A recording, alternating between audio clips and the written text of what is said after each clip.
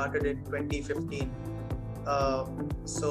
This was the first time I started going out to a coaching class, in classroom coaching class. But all the time I was in the coaching class, I never felt that I could get above a 650 or so. Okay. That was never a level of preparation of mine. And even with giving all the tests and everything, I was getting around 650, 660, which I said, okay, let me try and see what the scores are like in the real GMAT.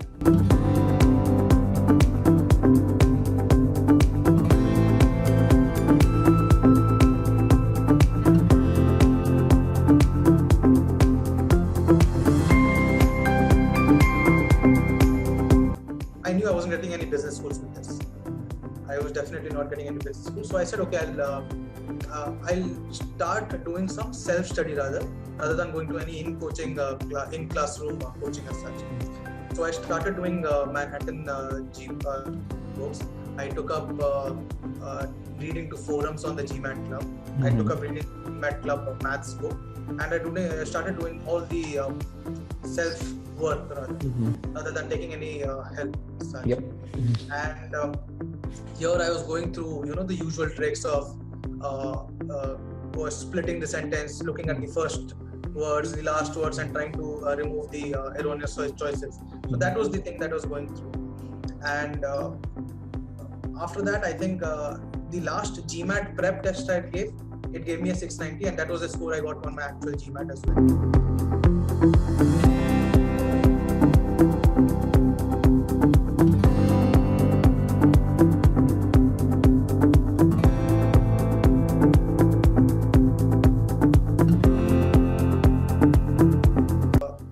Didn't call up, Rotman didn't send anything, and MSU Broad rejected, and I had SMEAL for an interview call, which I couldn't convert. I was put on a waiting list and I couldn't convert that. So that was my story till February of 2017. That was my last interview with SMEAL. I took a 2 months break or so, and I decided that I need to go do this again, GMAT again. I took up the e-GMAT course, I think around June or July of 2017. And at that point in time, I got a lucky break in terms of I broke my leg. So I was sitting at home for 3 weeks, and that is the time period that I started finishing all my e-GMAT courses in quick succession, because I was at home at all the 3 to 4 weeks. So I finished the courses. I started my GMAT prep tests. I was scoring a decent score of 710, 720, and that gave me the confidence of going into the test as well. Mm-hmm. So I went to the test. I think the anxiety of not doing the last 3 times got me up in that 690 test, the sports 690. Yeah, you got a 690 again, yes. Yes, I got a 690 again. And I was pretty unhappy with that because this was not my preparation levels. If you look at my previous scores, I would say they were okay according to my preparation levels, but this was not. This was definitely a 720 to 730 going in. I said, okay, and after the 4th exam that I gave, I said, okay, maybe I don't know if I need to do it again, but let's try.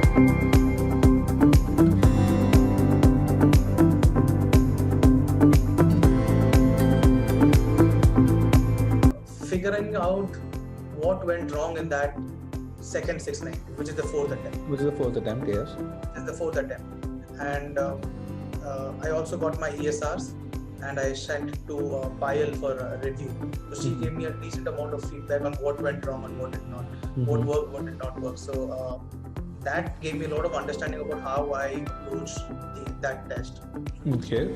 And once I figured it out, I think I sat down again, I prepared myself, and I only worked on my weaknesses, not on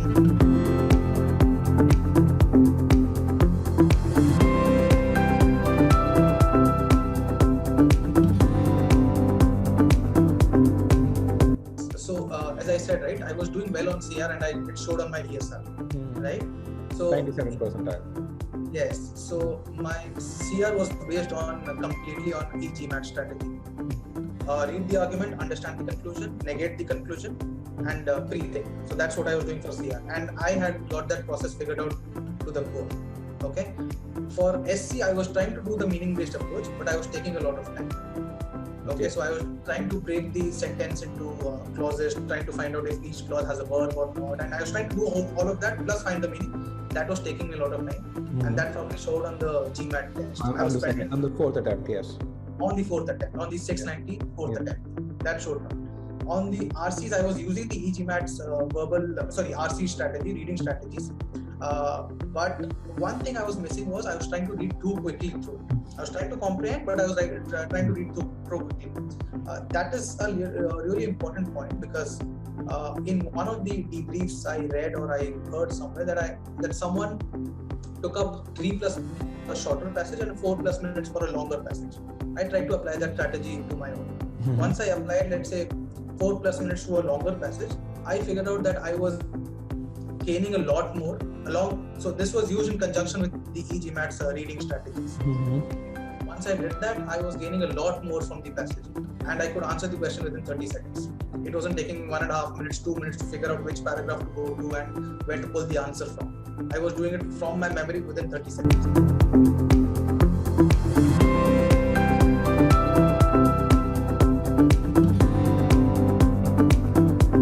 So earlier what I was doing in this fourth attempt when I got the 690, I was not timing my reading. I was only timing my time to answer the question.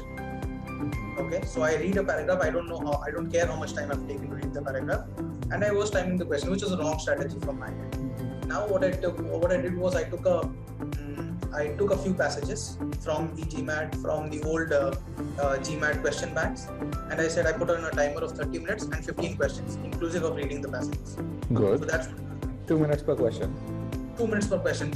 I was getting lenient on myself, and I was saying, okay, the reading time is separate. Now I'll get 2 minutes to answer the question. Separately 2 minutes to answer the question. I said no leniency this time now.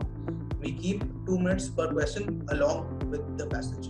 So I spent 4 minutes to read the passage, spent less than 30 seconds or 45 seconds to answer the questions. Okay, so it was working like magic.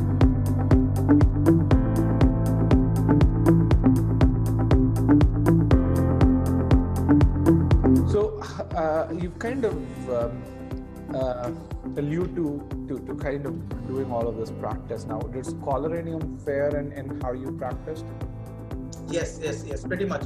So earlier, actually, I wasn't paying much attention to these Scholaranium ability quizzes because I wasn't doing well. I was trying to not get underconfident, not get bogged down by the Scholaranium scores. But later, I felt that I should have understood what Scholaranium ability scores were trying to tell me. They were trying to gauge my real ability, and I was trying kind of disregarding it. So in the second attempt, I really paid close attention to my ability scores on the Scholaranium. Okay, so the best thing about Scholaranium and ability quizzes is that you are given a certain amount of time, not 2 minutes per question per essay.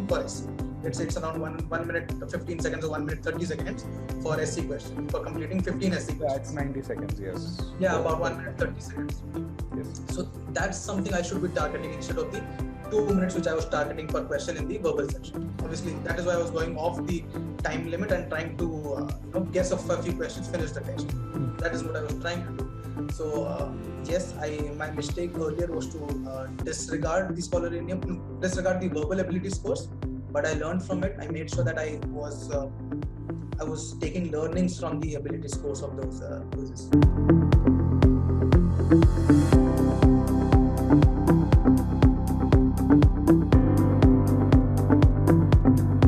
From the SC sentence correction part, I figured out that my comparisons was not my strongest. Okay, even I think I had made the most amount of mistakes in the modifiers easier side of question, not the hard and the but the easier amount of questions. I started practicing those, figuring out what was wrong, what went wrong, and those were the kind of things. And in this process, I was trying to strengthen my meaning-based approach. Forget this based approach, trying to strengthen because earlier I was taking my time to break the sentence into clauses, trying to understand what each clause meant and assimilate the whole thing together. Now I was doing this whole thing within 30 to 45 seconds. Okay. So that's something I felt on the test as well. I was I was probably doing SC questions within 30 to 45 seconds completely. Wow.